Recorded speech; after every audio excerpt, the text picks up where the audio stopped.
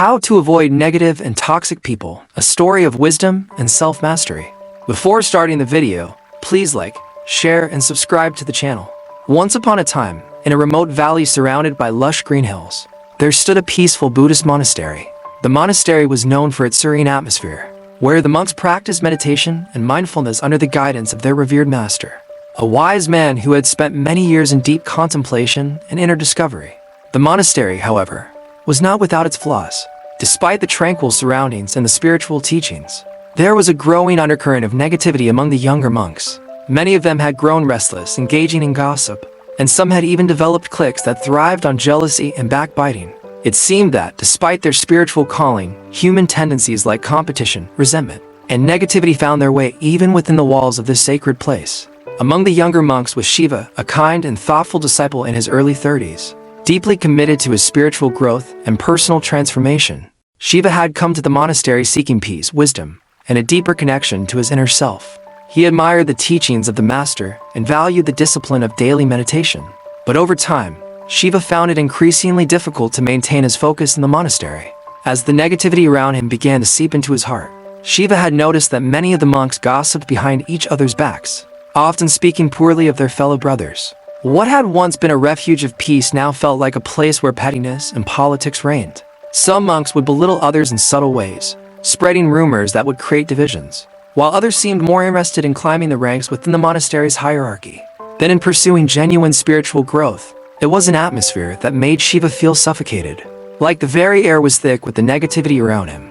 One evening, after another long day of meditative practice interrupted by the toxic undercurrents of gossip and conflict, Shiva could no longer bear the tension.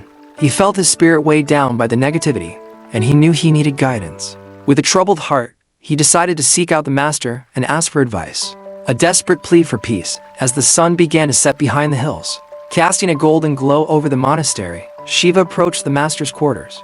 The master, an elderly man with a calm and steady demeanor, was seated on a simple wooden chair outside his room, gazing out at the horizon in quiet reflection.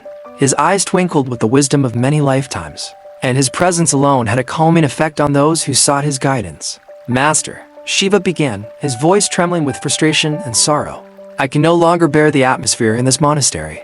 The negativity, the gossip, the constant backstabbing, it's too much for me. I came here to find peace, but all I feel is conflict and distraction. I want to leave and find a quieter, more harmonious place where I can continue my spiritual journey." The master turned his gaze from the horizon and looked at Shiva with gentle compassion. He remained silent for a moment, allowing the young monk's words to settle in the stillness of the evening.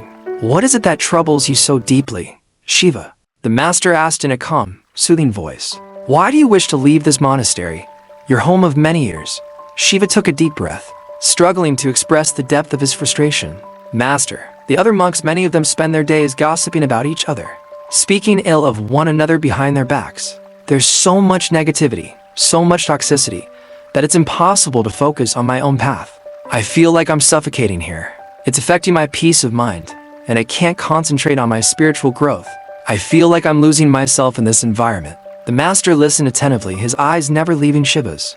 He nodded thoughtfully, acknowledging the young monk's pain. "I understand, Shiva," the master said softly. "The atmosphere here can indeed be challenging at times. But before you make any decisions, I would ask you to do one final thing for me." Shiva, eager to find a solution to his distress, nodded quickly. "Of course, master. What do you need me to do?" The master smiled faintly and reached beside him, picking up a small wooden spoon. He then dipped the spoon into a nearby basin of water, filling it to the brim. "Take this spoon," the master instructed, holding it out to Shiva, "and walk around the monastery. I want you to walk through every hall, every courtyard, and every garden. But there is one condition. You must carry this spoon of water without spilling a single drop. Only then, if you succeed, will I grant you permission to leave and seek peace elsewhere." Shiva hesitated for a moment, confused by the strange request. But his desire for clarity and freedom outweighed his curiosity, and he accepted the spoon. Determined to complete the task, he carefully cradled the spoon in his hands, making sure the water stayed perfectly level.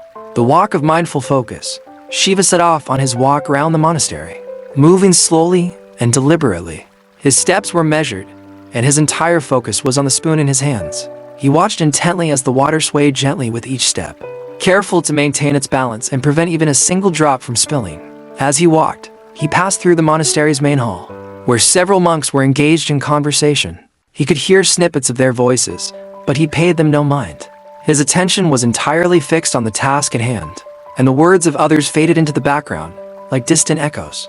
He continued his journey, moving through the gardens, the meditation halls, and the living quarters. Along the way, he saw groups of monks sitting together, some laughing, others whispering to one another. Normally, Shiva would have felt a pang of irritation, knowing that many of these conversations likely involved gossip and negativity. But today, his focus was so sharp, so singular, that he barely registered their presence. Hours passed, and Shiva's walk took him through every corner of the monastery. He had walked through areas where the energy often felt heavy and toxic, but he remained untouched by it. His eyes were fixed on the spoon, his mind absorbed in the simple task of keeping the water steady. It was as if the rest of the world had melted away, leaving only him and his mission. Finally, after what felt like an eternity, Shiva returned to the master, the spoon still full of water. He breathed a sigh of relief, proud that he had completed the task without spilling a single drop. "Master," Shiva said, holding out the spoon triumphantly, "I did it. I walked all around the monastery, and I didn't spill any water. Now, may I leave?" The master smiled, his eyes twinkling with a quiet, knowing wisdom. He took the spoon from Shiva and set it down gently. Then he asked a simple question, "Tell me, Shiva, while you were carrying the spoon and walking through the monastery, did you hear any monks gossiping? Did you notice any of the negativity that you spoke of earlier?" Shiva paused, taken aback by the question. He furrowed his brow, thinking back to his journey. Had he heard any gossip? Had he noticed the negativity that had once consumed his thoughts? "No, master," Shiva replied slowly, realization dawning on him. "I didn't hear anything. I was so focused on the spoon that I didn't notice anything else." The master nodded, his smile deepening. "Exactly," he said softly.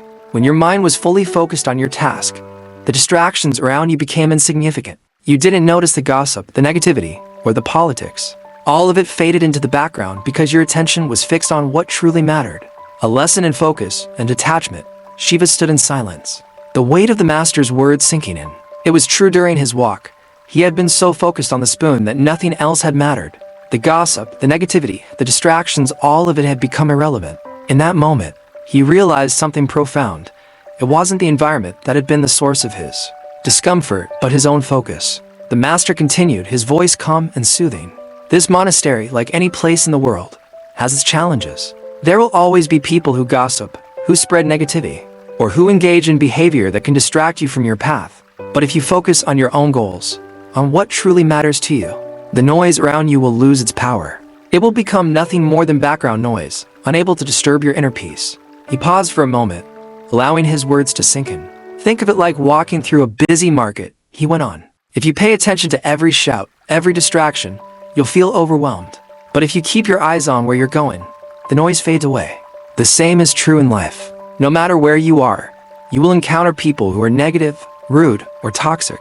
You can either focus on their behavior, or you can stay committed to your own journey and respond with positivity. The choice is yours, and that choice will shape how you experience the world." A new understanding.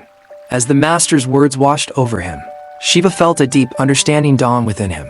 He realized that no matter where he went, whether in this monastery or any other place, there would always be people who were toxic, people who gossiped, people who spread negativity. But it was up to him to decide how he responded to them.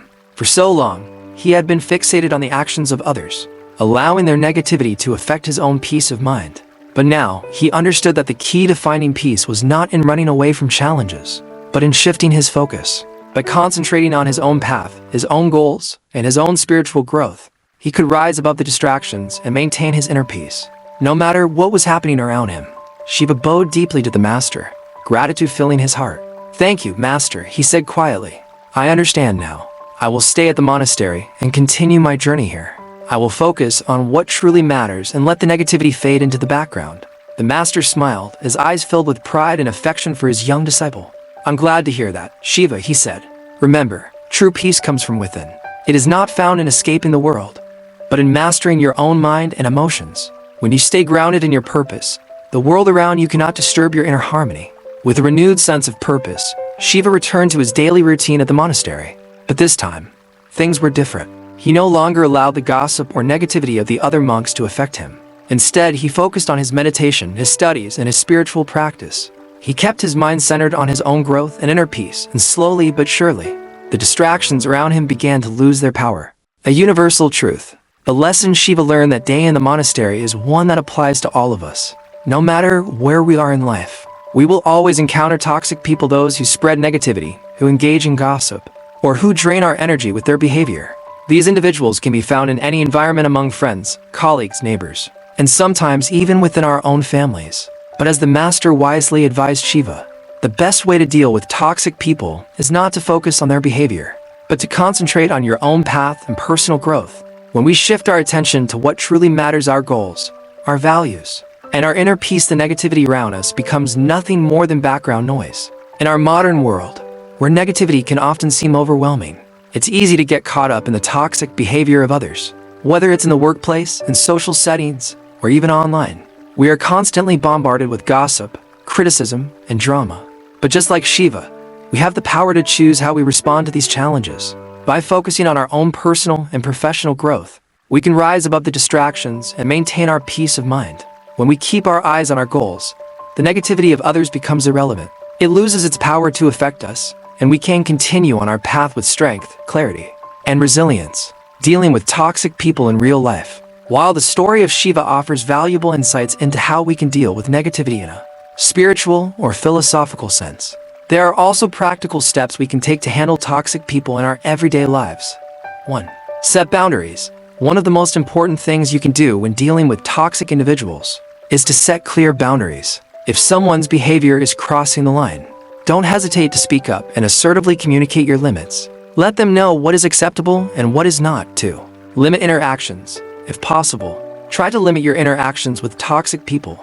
While it may not always be feasible to avoid them completely, especially in work or family situations, reducing the amount of time you spend with them can help minimize their impact on your well-being. 3.